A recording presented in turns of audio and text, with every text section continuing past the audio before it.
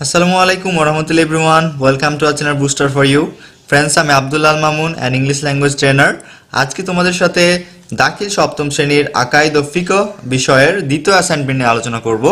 So friends, দেখো তোমাদের অ্যাসাইনমেন্টের যে নির্ধারিত কাজটি দেওয়া হয়েছে সেটা হচ্ছে কি, বিশেষ অবস্থায় পানি দ্বারা ওযু করা ছাড়া ভিন্ন কোনো পদ্ধতিতে পবিত্রতা অর্জন করা যায়, ভিন্ন কোন পদ্ধতিতে পবিত্রতা অর্জন করা যায় তা চিহ্নিত করে দালিলিক প্রমাণসহ বর্ণনা করো। অর্থাৎ পানি ছাড়া আমরা অন্যান্য কোন কোন পদ্ধতিতে পবিত্রতা অর্জন করতে পারি, তাহারাত অর্জন করতে পারি, সেটা আমরাকে দলিলের প্রমাণসহ উল্লেখ করতে হবে বা বিশ্লেষণ করতে হবে। সো ফ্রেন্ডস, আমরা উত্তরটা দেখব, কিন্তু তার আগে বলে নেই, তোমরা যদি ভিডিওটি ক্লিয়ার বা পরিষ্কার না দেখতে পাও তাহলে তোমাদের স্ক্রিন রেজলিউশনটা বাড়িয়ে নাও। আর এটার জন্য তোমরা যেটা করবে সেটা হচ্ছে তোমাদের ফোনের ডান দিকে উপরে 3টা ডট দেখতে পাবে, সেখানে ক্লিক করলে কোয়ালিটি নামে একটা অপশন আসবে এবং সেখানে ক্লিক করে 360 অথবা 480p করে দিলে তোমরা এটা পরিষ্কার বা ক্লিয়ার দেখতে পাবে। ফ্রেন্ডস, আমাদের উত্তরটা দেখো। প্রথমে হচ্ছে উপস্থাপনা। পবিত্রতা ও পরিচ্ছন্নতা হচ্ছে আল্লাহ তাআলার এক অন্যতম নিয়ামত। মানুষের উপর আল্লাহর এই নিয়ামত তখনই পরিপূর্ণতা লাভ করে যখন মানুষ সঠিক পন্থায় আত্মা ও শরীর উভয়েরই তাহারাত বা পাক পবিত্রতা অর্জনে সক্ষম হয়। তাহলে আমরা যখন আমাদের আত্মা এবং শরীর, অর্থাৎ আমাদের মন এবং শরীর দুটোই যখন কি থাকবে, পবিত্র থাকবে, তখন আমরা পবিত্রতা অর্জন করতে সক্ষম হব। রাসূল সাল্লাল্লাহু আলাইহি ওয়াসাল্লাম বলেন, আত-তুহুরু সাতরুল ঈমান, অর্থাৎ পবিত্রতা ঈমানের অর্ধেক। সহিহ মুসলিম। তাহলে দেখো বন্ধুরা, আমরা তিনভাবে পবিত্রতা অর্জন করতে পারি। আমরা তিনভাবে পবিত্রতা অর্জন করতে পারি। কয়ে কি বলছে? অজুর মাধ্যমে, ক্ষয়ে বলছে কি গোসলের মাধ্যমে, এবং গয়ে হচ্ছে তায়াম্মুমের মাধ্যমে। তাহলে দেখো, মানুষ সাধারণত ইবাদত বন্দেগী তথা নামাজ, কুরআন তিলাওয়াত ইত্যাদি করার জন্য সব সময় অজুর মাধ্যমে পবিত্রতা অর্জন করে থাকে। আল্লাহ তাআলা বলেন, হে ঈমানদারগণ, যখন তোমরা নামাজ পড়ার ইচ্ছা করো তখন তোমাদের সম্পূর্ণ মুখমণ্ডল ধৌত করো। কুলি করা, নাকে পানি দেয়া, পুরুষদের দাড়ি খিলাল করা এর অন্তর্ভুক্ত। তাহলে দেখো, সূরা মায়েদার 6 নম্বর আয়াতে এটা উল্লেখ আছে। তারপর দেখো কি বলছে, বিশেষ অবস্থায় পানি দ্বারা উযু করা ছাড়া যেসব পদ্ধতিতে পবিত্রতা অর্জন করা যায় তা নিচে আলোচনা করা হলো। অর্থাৎ যখন আমাদের কাছে পানি থাকবে না তখন আমরা অন্য কোন কোন পদ্ধতিতে উযু করতে পারবো সেটা এখানে আলোচনা করা যাচ্ছে।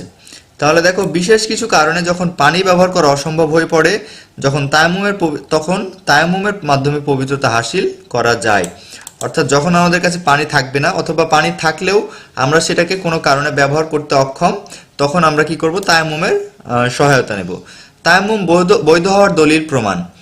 মহাগ্রন্থ আল কোরআনের যে আয়াত দ্বারা তায়াম্মুম ফরজ সাব্যস্ত হয়েছে তা হলো, আর যদি তোমরা অসুস্থ বা ভ্রমণে থাকো অথবা তোমাদের মধ্যে কেউ ইস্তিনজা থেকে এসেছে বা মহিলাদের স্পর্শ করেছে, অতঃপর যদি পানি খুঁজে না পাও তবে তোমরা ভালোভাবে মোছা করো আর তোমরা তোমাদের মুখমণ্ডল এবং হাত মাসিহ করো।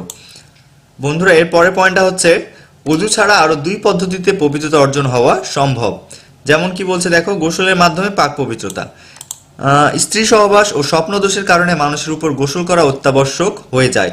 যতক্ষণ না মানুষ গোসল না করে শুধু অজুর মাধ্যমে পবিত্রতা অর্জন সম্ভব নয়।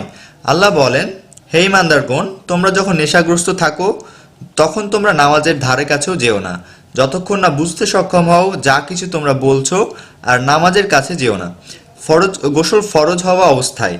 তাহলে আমরা কখন কখন নামাজের কাছে যেতে পারবো না? একটা হচ্ছে যখন যারা নেশা করে, নেশাগ্রস্ত অবস্থায় আছে এবং তারা বুঝতে পারছে না যে তারা আসলে কি করছে বা কি বলছে। আর আরেকটা সময় হচ্ছে কখন? যখন আমরা গোসল আমাদের উপর ফরজ হয়ে থাকবে, গোসল ফরজ থাকা অবস্থায়। যতক্ষণ না তোমরা গোসল করে নাও ততক্ষণ তোমরা নামাজের কাছে যেও না। কিন্তু মুসাফির অবস্থার কথা স্বতন্ত্র, অর্থাৎ যখন আমরা মুসাফির থাকবো বা সফরে থাকবো তখনকার আদেশটা হচ্ছে ভিন্ন।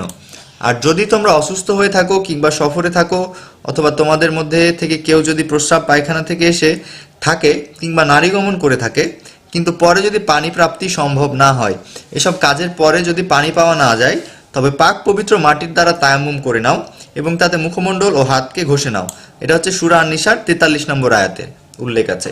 তারপর দেখো কি বলছে, পরের পয়েন্টটা হচ্ছে আমাদের পানি পাওয়া না গেলে। আচ্ছা দেখো, পানি পাওয়া না গেলে কি করা যায়? দেখো, এক বলছে কি, মুসাফির অবস্থায় ঘুমে অথবা কোনো কারণে গোসল ফরজ হয়ে যায় এবং পানি পাওয়া না যায়, সেক্ষেত্রে তায়াম্মুম করে নিতে হবে। অত্র আয়াতে বলা হয়েছে যে তায়াম্মুম করে পবিত্রতা অর্জন করা সম্ভব। 2 নম্বর পয়েন্টে কি বলছে, মসজিদে থাকা অবস্থায় যদি এই সমস্যা হয় এবং গোসলের ব্যবস্থা না থাকে তবে অজুর ব্যবস্থা থাকে, তবে অজু করে মসজিদে অবস্থানের ব্যাপারে মতামত পাওয়া যায়। অজু ছাড়াও পাক পবিত্র হওয়ার অন্যতম মাধ্যম হলো তায়াম্মুম। তায়াম্মুম শব্দের অর্থ হচ্ছে ইচ্ছা করা, সংকল্প করা, অর্থাৎ পাক পবিত্র মাটি দ্বারা পবিত্রতা অর্জনের ইচ্ছা বা সংকল্প করা। অর্থাৎ তায়াম্মুম শব্দের অর্থ ইচ্ছা বা সংকল্প করা। কিসের ইচ্ছা বা সংকল্প করা? পাক পবিত্র হওয়ার ইচ্ছা বা সংকল্প করা। তারপরে কি দেখো বলছে, তায়াম্মুম শুধু গোসল ফরজ হলেই নয়, বরং অজুর বেলাতেও তায়াম্মুম করে পবিত্রতা অর্জন করতে হয়। অর্থাৎ যেখানে আমাদের গোসল ফরজ হয়ে আছে বা আমাদের অজু করা লাগবে, সেক্ষেত্রে এর অল্টারনেটিভ বা এর পরিবর্তে আমরা কি করতে পারি? তায়াম্মুম করতে পারি, যখন আমরা অজু করতে বা গোসল করতে অক্ষম হব কোনো কারণে। তারপরে দেখো কি বলছে, 1 নম্বরে বলছে যদি পানি না পাওয়া যায় তাহলে আমরা তায়াম্মুম করতে পারবো। তারপরে কি বলছে, পানি পাওয়া গেলেও যদি পানি ব্যবহার করলে ক্ষতির সম্ভাবনা থাকে তাহলে। আরেকটা কি বলছে দেখো, ওই বাচ্চা যার ঠান্ডা লেগে ক্ষতির আশঙ্কা আছে, ক্ষতির সম্ভাবনা থাকে, যদি মা ঠান্ডা পানি ব্যবহার করে। অর্থাৎ যে মায়েদের ছোট বাচ্চারা মায়ের দুধ খায়, তারা যদি পানি খায় ঠান্ডা পানি, ঠান্ডা পানি দিয়ে তারা যদি অজু করে, তাহলে সেই বাচ্চার ক্ষতির সম্ভাবনা থাকে। এরূপ যদি হয় তাহলে কি করবে? সে মা তায়াম্মুম করতে পারে। এক্ষেত্রে তায়াম্মুম করে পবিত্রতা অর্জন করতে পারবে। তারপরে দেখো কি বলছে, তায়াম্মুম করার নিয়মগুলো। দেখো তায়াম্মুম করার নিয়ম: ক, সমস্ত মুখমণ্ডল মাসহ করবে, এবং ক্ষয় বলছে কি উভয় হাত কনুই সহ মাসহ করবে। এখন কেউ কেউ বলেছেন পাক পবিত্র মাটির উপর উভয় কাজ করার পূর্বে মাটিতে দুহাত ঘষে নিতে হবে। আবার কেউ কেউ বলেছেন একবার ঘষলেই চলবে। আমরা উভয় কাজের পূর্বে আলাদা আলাদাভাবে পবিত্র মাটি দ্বারা হাত ঘষে তায়াম্মুম করে থাকি। এটি আহনাফ তথা হানাফি মাযহাবের নিয়ম। তবে তায়াম্মুমের জন্য মাটির মধ্যে হাত ঘষা অপরিহার্য নয়। যে জায়গার উপর ধুলো পড়ে আছে এবং শুকনো মাটি সম্বলিত যে কোনো জায়গায় হাত ঘষে নেওয়াও বৈধ বিবেচিত হবে। আর এরপরে আমাদের উপসংহারে কি বলছে, ইবাদত কবুল হওয়ার পূর্ব শর্ত হলো পাক পবিত্র হওয়া, কারণ পাক পবিত্র হওয়া ছাড়া ইবাদত কবুল হয় না। আমরা যে কোনো ইবাদত করতে গেলেই আমাদের পূর্ব শর্ত হচ্ছে যে পাক পবিত্র হতে হবে। কিন্তু পানি পাওয়া না গেলে তায়াম্মুমের দ্বারা পবিত্রতা অর্জন করে ইবাদত বন্দেগী করা আবশ্যক। অর্থাৎ পানি তো আমাদের পবিত্রতা অর্জনের প্রধান মাধ্যম, কিন্তু যেখানে পানি আমরা পাবো না সেখানে তায়াম্মুম করে আমরাকে পবিত্র হতে হবে এবং তারপরে ইবাদত বন্দেগী করতে হবে। উপরে আলোচনা থেকে বোঝা গেল অজু ছাড়া আরও 2 পদ্ধতিতে পবিত্রতা অর্জন করা সম্ভব। সো ফ্রেন্ডস, আশা করি আজকের অ্যাসাইনমেন্টটি তোমরা বুঝতে পেরেছো। এরপরও যদি তোমাদের কোনো কনফিউশন থাকে আমাদেরকে কমেন্ট বক্সে জানাবে, let us know on the comment box. আর ফ্রেন্ডস, আমাদের এই চ্যানেলটি শুধুমাত্র অ্যাসাইনমেন্ট তৈরির জন্য না, আমরা এখানে ক্লাস 6 থেকে শুরু করে ইন্টার এমনকি অ্যাডমিশনেরও অনেক ভিডিও দিয়ে থাকি। বিশেষ করে আমরা ইংলিশ গ্রামার এবং ইংলিশ ল্যাঙ্গুয়েজের ওপর অনেক ভিডিও দিয়ে থাকি। সো তোমরা অবশ্যই আমাদের চ্যানেলে চোখ রাখবে। আর ফ্রেন্ডস, প্লিজ আমাদের চ্যানেলটি সাবস্ক্রাইব করো, আর অবশ্যই বেল বাটনটি ক্লিক করতে ভুলবে না, যাতে আমরা নতুন কোনো ভিডিও আপলোড দিলেই তোমরা সাথে সাথে নোটিফিকেশনটি পেয়ে যাও। So friends, thanks a lot for watching. আসসালামু আলাইকুম ওয়া রাহমাতুল্লাহ।